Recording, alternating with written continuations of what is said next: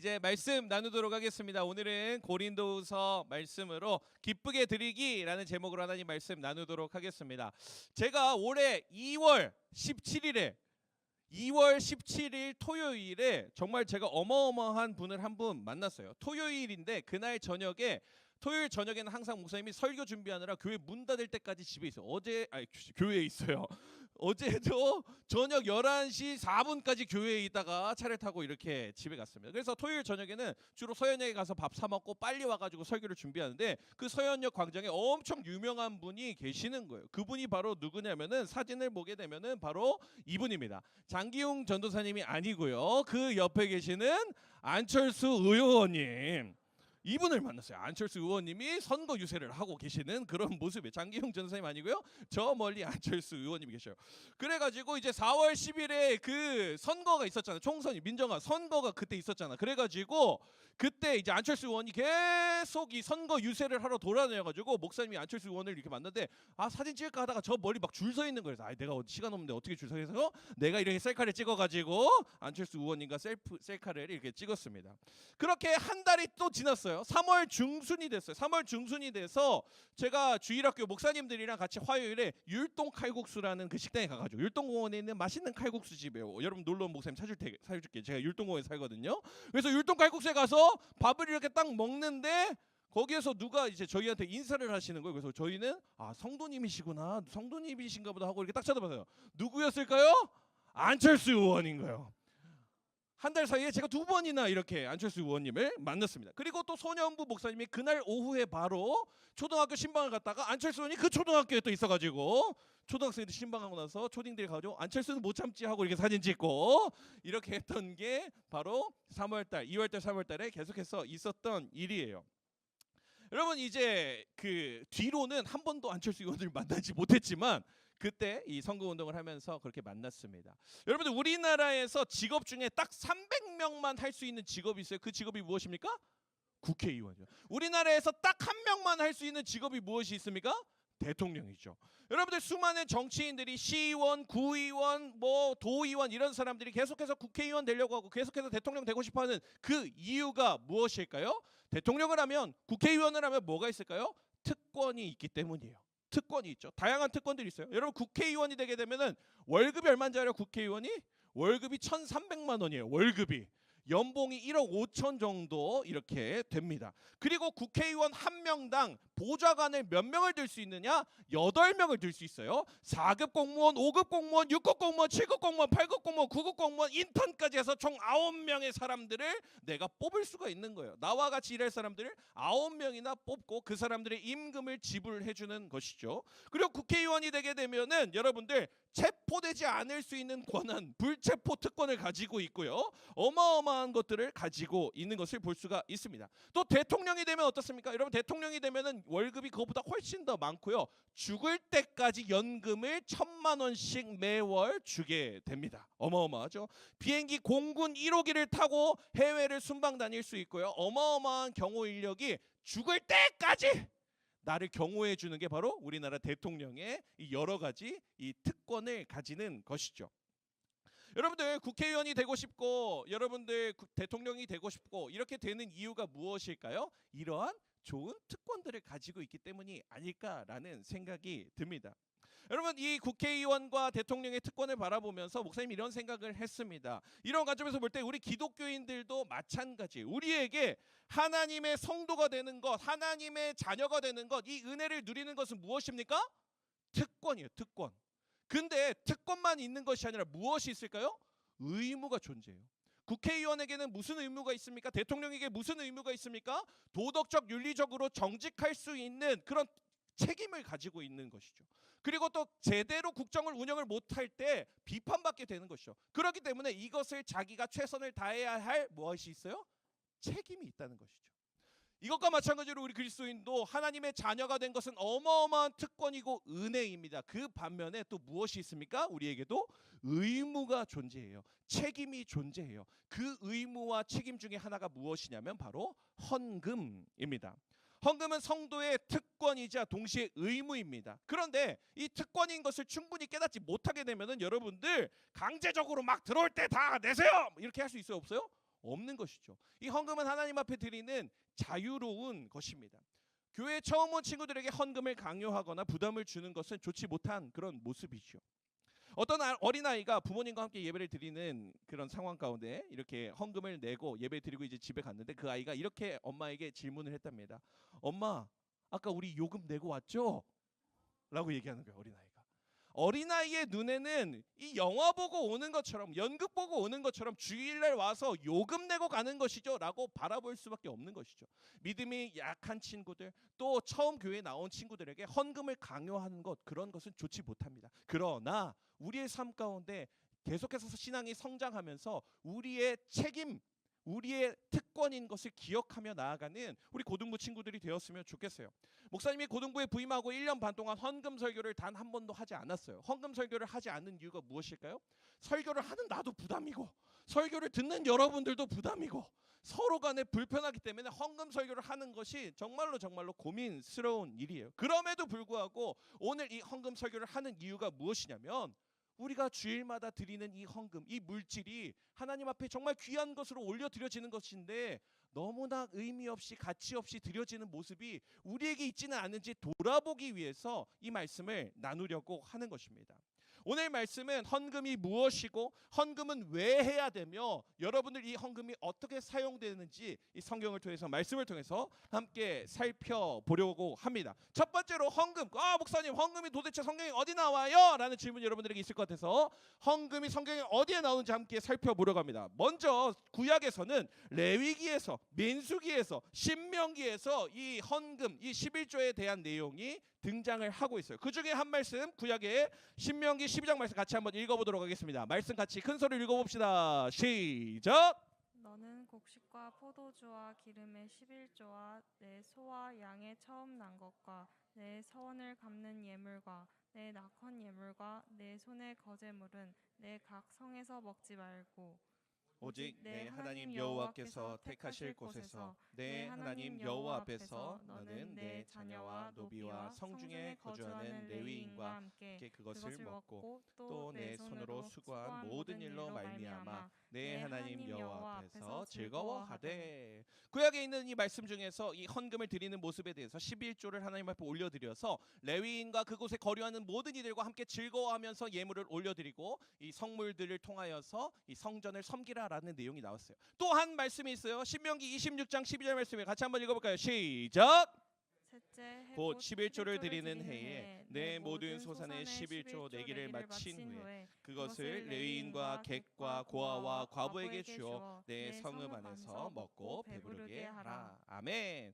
여러분, 구약의 말씀들을 보게 되면요, 구약에 드리는 헌금은 주로 무엇이었냐면 예물이었습니다. 동물을 드리고요, 곡물의 10분의 1을 하나님 앞에 모아서 올려드리는 것, 이 예물을 하나님 앞에 올려드린 것이 바로 구약의 모습이죠. 하나님께 제물로 바치고 그것을 통하여 레위인들이 먹게 하고 성전을 관리하게 하는 것이 구약의 헌금이었습니다. 그렇다면 신약에서는 무엇이라고 얘기할까요? 신약에서는 이 성경을 무엇이라고 얘기하냐면 연보라고 얘기를 합니다. 고린도후서 말씀이에요. 고린도전서 16장 말씀이에요.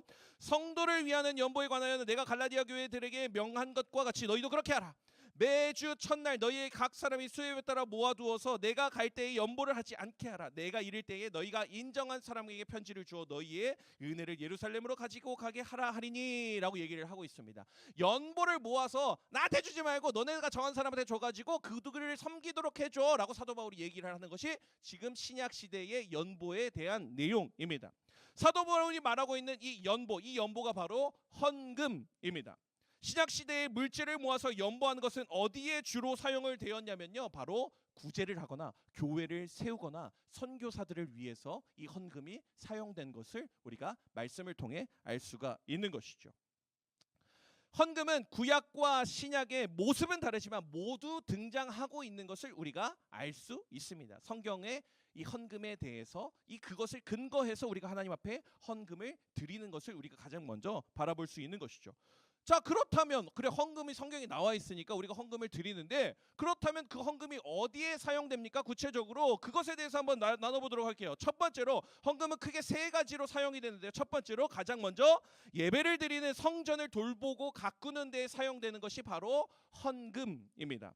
구약에서 예배를 드리는 성전을 돌보는데 예물을 드린 것들을 통하여서 서로 나누고 서로 불쌍한 자들을 도우면서 이 성전을 관리하는데 그 예물을 사용하였어요. 그리고 그 제사를 하나님 앞에 올려드리는 그 레위인을 섬기는데 그 제물이 사용된 것을 볼 수가 있습니다. 여러분 이렇게 한번 생각해보면 여러분 집에 살고 있잖아요. 여러분 집에 살고 있죠. 우리가 전세에 살건 우리가 뭐 월세에 살건 우리 매매한 집이건 여러분들 집에 살면서 무엇을 냅니까?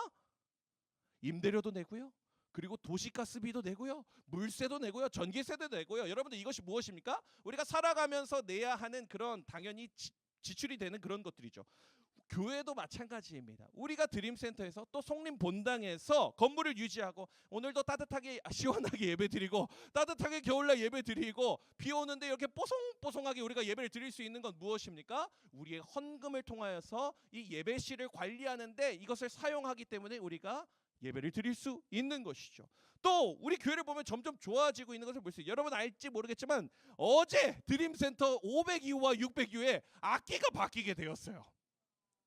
이 악기가 평소에 막 건반도 안 눌리고 드럼도 다 찢어지고 이렇게 힘들었는데 악기가 다 바뀌게 됐어요. 우리 다음 세대를 위해서 이 헌금을 들여서 이렇게 우리가 예배를 잘 드릴 수 있는 환경으로 우리가 이 헌금이 사용된다라는 것을 볼 수가 있습니다. 더 나아가 성전을 돌보고 예배를 돌보고 교회를 돌보는 성도들을 돌보는 목회자들과 직원들을 위해서 이 헌금이 사용됩니다. 성가대를 지휘하고요. 피아노 반주를 하고요. 오르간 반주를 하고요. 교회를 청소하고요. 교회 건물을 관리하고요. 또 성도를 돌보는 일을 하는 목회자들과 직원들이 생활할 수 있도록 사례를 주는 것에 헌금이 사용되어집니다. 이러다 보니까 여러분들 우리가 헌금 이렇게 하게 되면 목사들만 배부를 것 같고 이런 생각이 우리 가운데 있을 수가 있어요. 괜히 막 아까운 것 같고 양혜성 목사님한테 내가 주고 싶지 않은데 이런 마음이 우리에게 있을 수가 있어요. 제가 확실하게 말할 수 있는 것이 있습니다. 대한민국의 전임 목회자, 풀타임 목회자들의 월 평균 사례가 얼마냐면요. 2022년에 500여 명의 목회자를 대상으로 서베이를 했어요. 평균 사례비가 260만 원이 되지 않습니다. 주 6일을 일하고요. 하루 평균 9.8시간, 10시간을 일하면서 주 6일을 근무하는 목회자들이 평균 임금을 받는 금액이 260만 원이 되지 않습니다. 최저 시급보다 조금 높은 금액을 가지고 목회자들이 살아가고 있어요. 어떤 목사님들 벤츠 타고 다니고 어떤 목사님들 못 타고 다니고 어떤 목사님들 이런 것 같지만 제가 알고 있는 모든 목회자들, 제 동기 목사님들, 제가 알고 있는 모든 목회자들은 절대로 그렇게 살아갈 수가 없습니다. 그렇기 때문에 내가 헌금한다고 내가 이렇게 되는 거 아니야, 목사님들 배부르게 해주는 거 아니야, 이런 생각을 가질 필요가 없다라는 것을 여러분들이 기억해 주시면 좋겠어요. 가장 먼저 헌금은 어디에 사용된다? 예배실을 관리하고 또 예배를 잘 드릴 수 있는 환경을 만들고 또 그 예배를 섬기는 이들을 위해서 첫 번째로 헌금이 사용됩니다.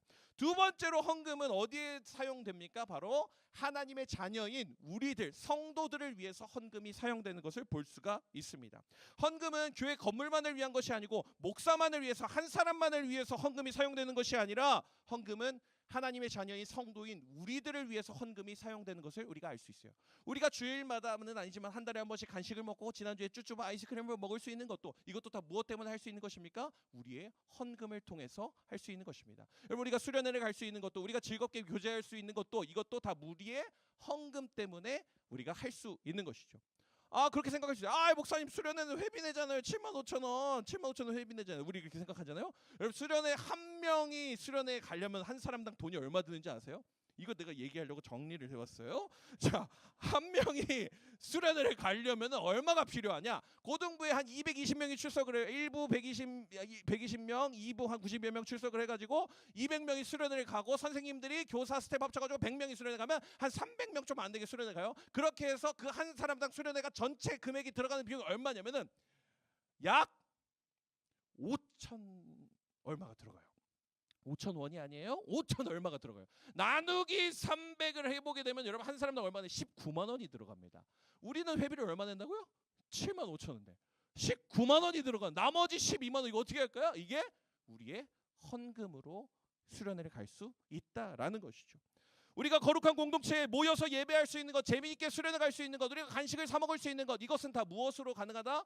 거룩한 성도의 헌금을 통해서 우리가 수련회를 갈 수 있고 우리가 즐겁게 이 자리에서 시원하게 예배를 드릴 수 있는 것이다 라는 것을 여러분들이 기억해 주셨으면 좋겠습니다. 우리의 헌금은 누구를 위해서 사용된다? 하나님의 거룩한 사람, 이 성도들, 거룩한 여러분 한 사람 한 사람을 위해서 이 헌금과 물질이 사용된다는 것을 기억해야 하는 것이죠.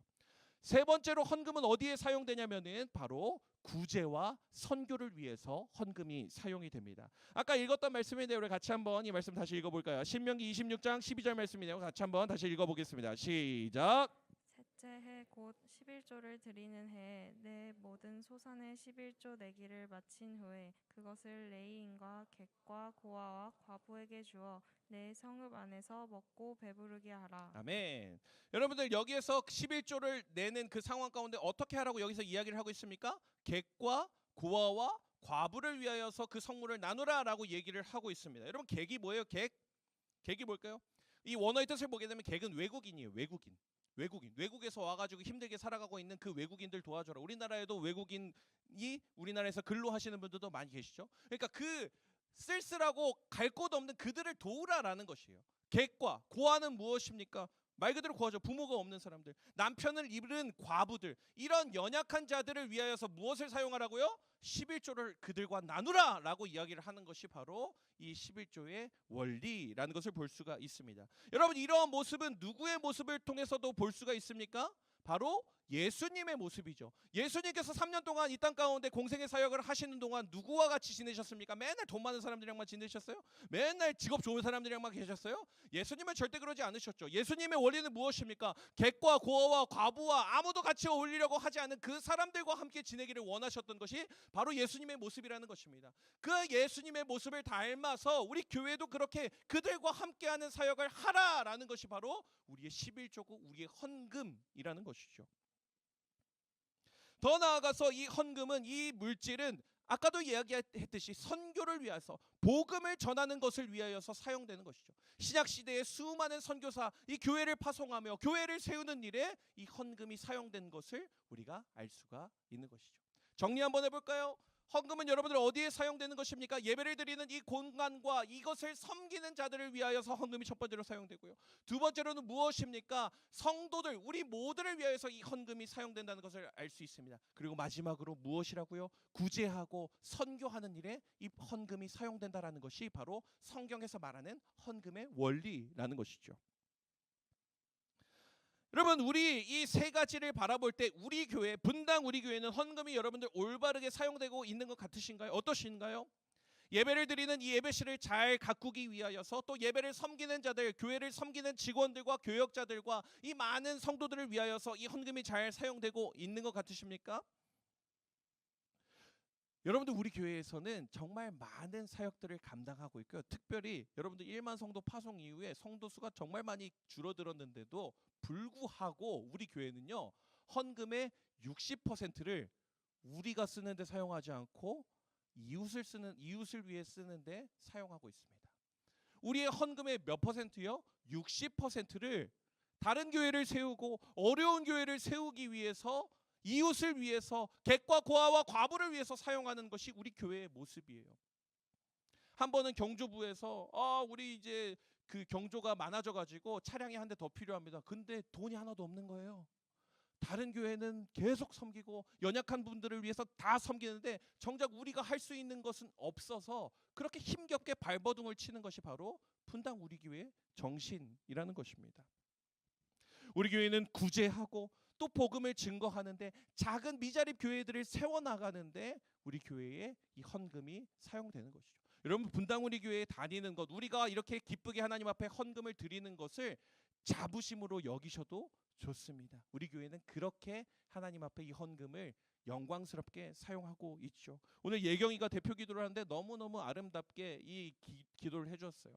오병이어의 기적이 있게 하시고 이 물질을 통해서 하나님이 원하시는 일을 이제 살게 해달라고 이렇게 기도를 하는 모습이 너무너무 감동적인데, 우리 교회는 그렇게 헌금을 사용하고 있다는 것을 볼 수가 있습니다.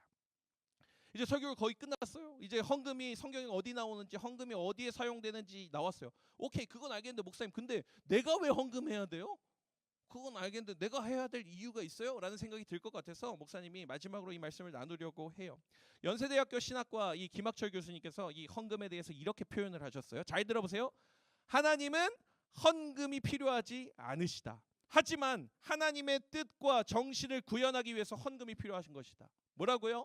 하나님 이것만 듣고 하나님 헌금 필요 없대. 앞으로 헌금 안 하면 되겠다. 집에 가서 이렇게 생각하지 말고 끝까지 잘 읽어야 돼. 하나님은 헌금이 필요하지 않으신데 그 뜻과 그 정신을 구현하기 위해서 우리의 물질이 필요하다라고 이야기를 하는 것이죠.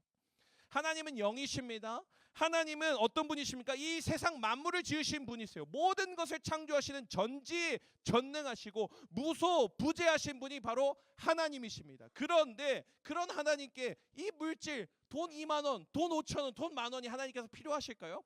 그것이 필요한 것이 아니죠. 그러나 예수님께서 이 땅 가운데 하셨던 그 사역들, 그러한 정신을 가지고 우리가 교회에서 사역을 하기 위해서 우리의 물질을 하나님 앞에 드린다라는 것을 여러분들이 생각해야 하는 것이죠. 두 번째로 헌금을 우리가 왜 해야 되냐면 바로 이 헌금은 나의 모든 것이 하나님의 것입니다라는 것을 고백하는 것이 바로 헌금이에요. 그래, 강빈아, 진환아, 이것만 기억해라. 나의 모든 것이 하나님의 것인데, 오늘 헌금 설교했거든. 나의 모든 것이 하나님의 것인데 이것을 내가 하나님 앞에 드리는 것이 헌금이에요. 이거 역대상에서 얘기했어요. 말씀 한번 같이 읽어보겠습니다. 큰 소리로 읽어 강민 진환이 같이 읽어보겠습니다. 시작. 나와 내 백성이 무엇이기에 이처럼 즐거운 마음으로 드릴 힘이 있었나이까. 모든 것이 주께로 말미암아 싸우니 우리가 주의 손에서 받은 것을 주께 드렸을 뿐이니이다. 아멘. 이 고백은 솔로몬이 한 고백입니다. 모든 것이 주께로부터 말미암아 싸우니 내가 가진 것을 주님께 드립니다라는 고백이 바로 솔로몬의 고백이었어요. 무엇이라고요? 우리가 여러분들 살아가면서 앞으로 물질을 벌게 되고 우리가 재정을 얻게 되었을 때 이 모든 것이 주님의 것임을 인정하는 것이 11조입니다. 이 모든 것이 하나님의 것임을 인정하는 것이 헌금이에요. 여러분들 우리에게 그런 마음이 있었으면 좋겠습니다. 하나님, 나의 모든 것이 하나님의 것입니다. 감사합니다. 그래서 이 일부를 내가 하나님 앞에 올려드립니다. 그런 마음이 여러분 가운데 있기를 간절히 축복합니다. 목사님이 지난주 일주일 동안 너무너무 바쁘게 시간을 보냈는데 우리가 이 헌금 설교를 준비하면서 여러 가지를 고민했어요. 우리 고등부에서 헌금 드리는 모습이 이렇게 생각나는데 너무 가치 없게 여겨지는 것 같아서 그냥 뭐 집에서 그냥 엄마 준 거 그냥 이렇게 해가지고 이렇게 집어넣고 이런 모습이 너무 안타까워서 헌금함을 제작을 맡겼어요. 그래서 이 헌금함이 이제 곧 도착할 거예요.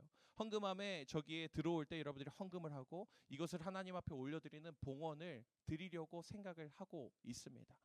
여러분들 바구니 돌려서 이렇게 내고 이렇게 하는 건 아무 생각 없이 그저 그냥 옛날부터 해왔기 때문에 하는 것이 아니라 나의 가장 귀한 것을 하나님 앞에 올려드립니다라는 고백으로 여러분들이 물질을 하나님 앞에 드리게 되는 여러분들이 되었으면 좋겠어요. 목사님은 이 고등학생이 되면은 이렇게 항상 설교를 했어요. 예전에도 그랬고 여러분들 부모님께 매주 1,000원씩 받아서 헌금이 되었으면 좋겠습니다. 목사님 헌금 설교하기 싫었는데 여러분들이 자라서 집사가 되고 권사가 되고 장로가 되었을 때 그때에 지금 이 모습처럼 하나님 앞에 제물을 드리고 헌금을 드린다면 안 되겠다. 내가 불편하지만 헌금 설교하고 싶지 않지만 이것이 우리에게 교육이 되어야겠다라는 생각으로 오늘 말씀을 준비했어요.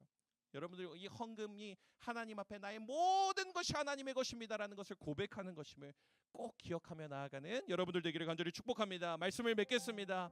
여러분 오늘은 헌금이 무엇이고 헌금이 어떻게 사용되어지는지에 대해서 말씀을 나눴어요. 그리고 그 헌금을 우리가 드려야 하는 이유에 대해서 살펴봤는데 여러분들 우리가 매주 하나님 앞에 정성껏 준비한 이 예물을 하나님 앞에 기쁘게 올려드리며 모든 것이 하나님의 것입니다라고 고백하며 나아갈 수 있는 우리 귀한 고등부 친구들 되었으면 좋겠습니다. 우리 시간에 이 찬양하면 좋겠는데요.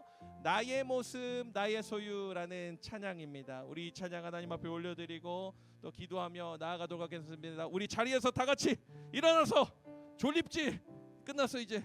자, 다 일어나서 우리 같이 찬양하도록 하겠습니다.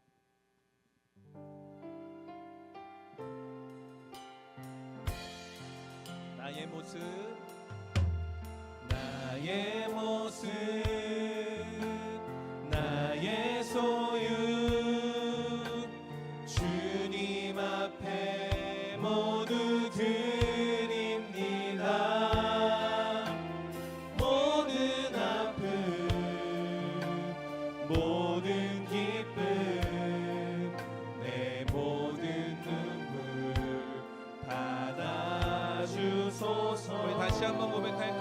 나의 모습 나의 소유 나의 모습 나의 소유 주님 앞에 모두 드립니다.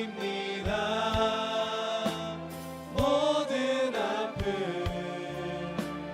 모든 기쁨 내 모든 눈물 받아주소서.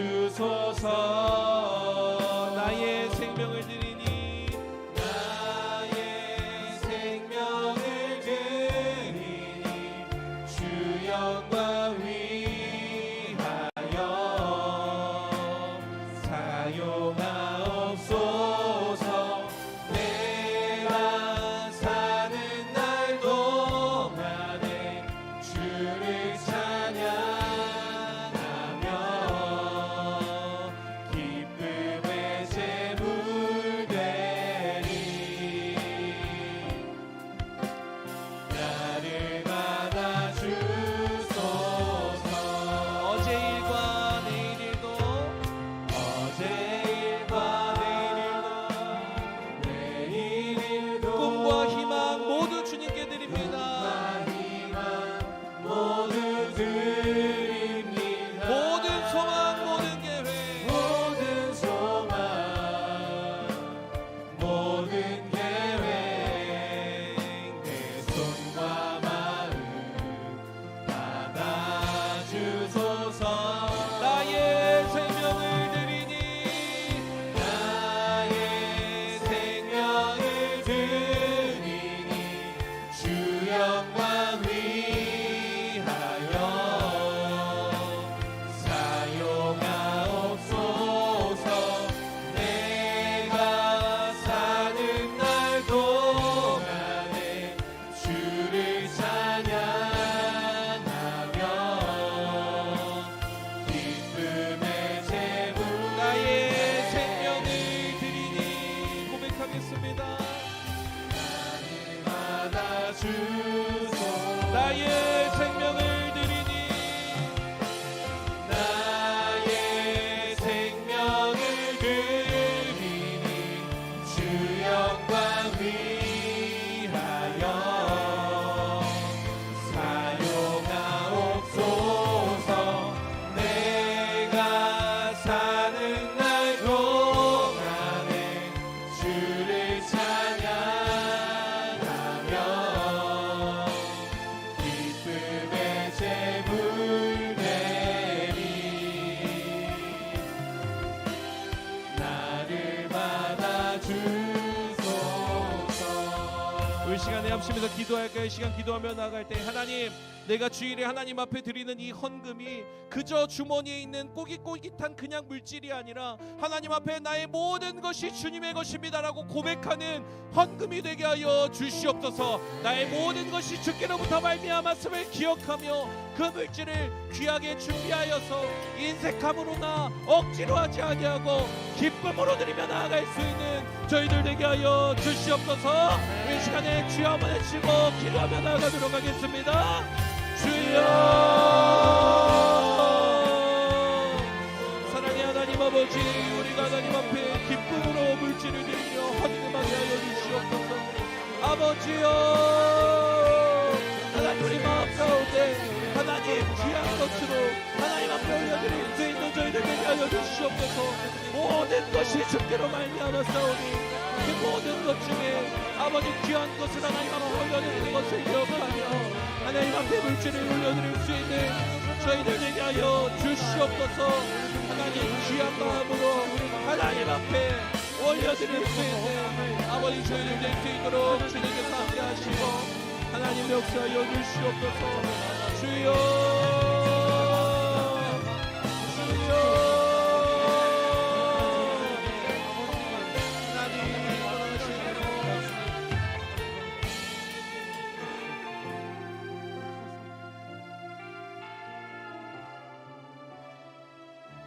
모든 것이 주께로 말미암았사오니 우리가 주의 손에서 받은 것으로 주께 드렸을 뿐이니이다. 사랑의 하나님, 모든 것이 하나님으로부터 온 것을 기억하고 나에게 공급해 주신 물질과 시간과 나의 모든 것을 하나님 앞에 기쁨으로 드릴 수 있는 저희들의 인생이 되게 하여 주시옵소서. 주일마다 헌금하고 드리는 것이 하나님 나의 귀한 것을 준비하여서 하나님 앞에 올려드리는 산 제물이 되게 하시고 그 일을 통하여서 하나님 나라가 확장되어지고 계속해서 하나님의 나라가 아버지 든든히 세워져 나갈 수 있도록 주님 우리의 헌금을 사용하여 주시옵소서.